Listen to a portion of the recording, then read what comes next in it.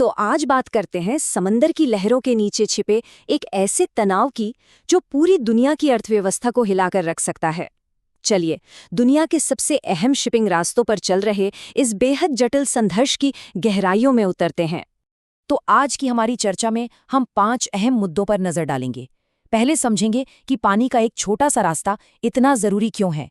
फिर देखेंगे अमेरिका के तैरते हुए किलों को, ईरान की हैरान कर देने वाली युद्ध नीति को जानेंगे, इस शतरंज की बिसात पर दूसरे खिलाड़ियों की क्या भूमिका है ये समझेंगे, और आखिर में देखेंगे कि ये खतरनाक खेल दुनिया को किस मोड़ पर ले जा सकता है। तो सबसे पहले आइए इस संघर्ष की जड़ को समझते हैं। देखिए, ये पूरा का पूरा संघर्ष जो है ना, वो किसी बड़े मैदान में नहीं बल्कि पानी की एक बहुत ही पतली सी पट्टी पर टिका है, हॉर्मुज़ जलडमरू मध्य, जो दुनिया के लिए एक लाइफलाइन की तरह है। अब जरा इस आंकड़े पर गौर कीजिए, 20%। इसका मतलब क्या है? इसका सीधा सा मतलब है कि दुनिया में हर 5 में से एक तेल का बैरल इसी पतले से रास्ते से होकर गुजरता है। ये इसे ग्लोबल इकोनॉमी की सबसे ज़रूरी और सबसे नाजुक धमनी बना देता है।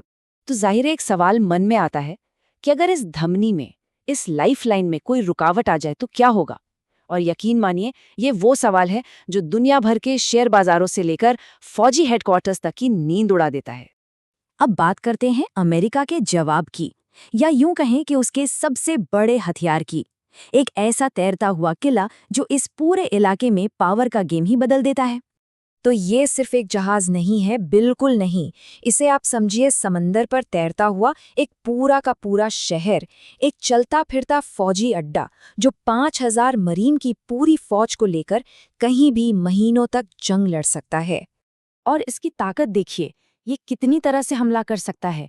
जमीन पर उतारने के लिए इसके पास मरीन है, टैंक है, और हवा में देखिए तो दुनिया के सबसे एडवांस्ड F-35B जेट से लेकर तरह तरह के हेलीकॉप्टर्स तक सब कुछ, मतलब एक कंप्लीट वॉर मशीन है ये। तो हमला करना तो इसे आता है, पर इसका बचाव वो तो और भी कमाल का है। ये सच में एक किला है जिसके चारों तरफ डिफेंस के कई लेयर्स हैं, एक के बाद एक।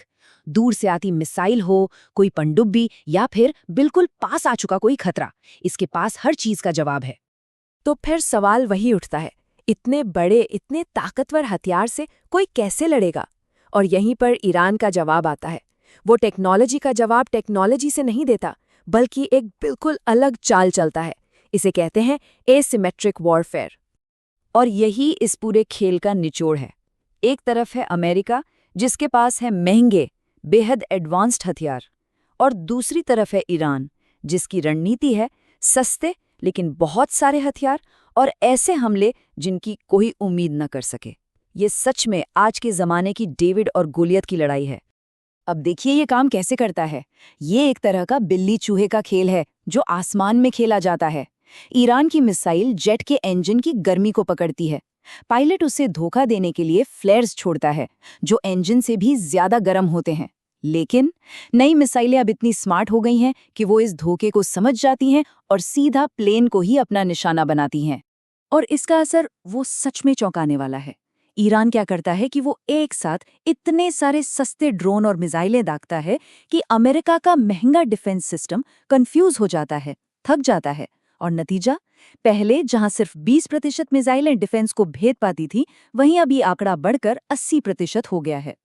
लेकिन ये मत समझिए कि ये लड़ाई सिर्फ अमेरिका और ईरान के बीच है। नहीं, अब ये शतरंज की एक ऐसी बिसात बन चुकी है जिस पर दुनिया के और भी बड़े खिलाड़ी अपनी अपनी चालें चल रहे हैं। तो इस बिसात पर कौन कहाँ खड़ा है? एक कोने में है अमेरिका और उसके सहयोगी जैसे सऊदी अरब, और दूसरे कोने में है ईरान, जिसे रूस और चीन से बहुत बड़ी मदद मिल रही है। और ये मदद सिर्फ हथियारों की नहीं, बल्कि सैटेलाइट डेटा जैसी खुफिया जानकारी की भी है, जो गेम चेंजर साबित हो रही है। और इस मदद ने, जैसा कि यहाँ लिखा है, पूरे खेल को ही पलट दिया है। रूस और चीन से मिलने वाले सैटेलाइट डेटा का मतलब है कि ईरान अब सिर्फ अंदाजे से हमला नहीं करता, वो किसी जहाज के खास हिस्से को एक एक इंच की सटीकता से निशाना बना सकता है, जैसा कि तब हुआ था जब एक अमेरिकी जासूसी विमान को जमीन पर खड़े खड़े ही तबाह कर दिया गया। तो चलिए, अब इस पूरी चर्चा के सबसे अहम और सच कहूं तो सबसे डराने वाले हिस्से पर आते हैं। सवाल ये है कि अगर ये तनाव बढ़ता गया तो इसका अंजाम क्या होगा? सबसे बड़ा खतरा तब है जब ये लड़ाई फौजी ठिकानों से निकलकर आम लोगों की जिंदगी में आ जाए।